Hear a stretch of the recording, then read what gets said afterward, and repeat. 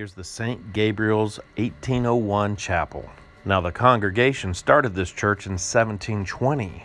The architecture and layout of this church is pretty interesting. Some pretty interesting hardware on the doors. Each family would occupy one of these boxes. In the wintertime, these boxes would actually hold in heat. The pulpit that the minister would speak in is raised and it has a sounding board at the top. If you've ever heard the term sounding board, this is what they mean. Without a loudspeaker, this is how you distribute sound. You walk up these steps so you're higher, and then the sound bounces off that sounding board. Now, everyone in the building can hear you. Something so simple, but it works. Some of the congregation would be in the upper loft. Chandelier's not original, but it looks like what it would have been. Of course, it would not have been electric.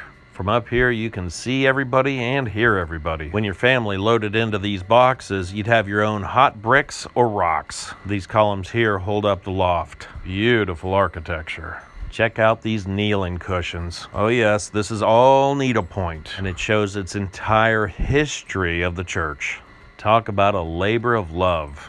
Now let's head up into the loft. These stairs are pretty worn. You walk up here and there's plenty of seating. I'll bet you those cushions were not there in the early days. Now this church has heating and air conditioning, and of course electric lighting.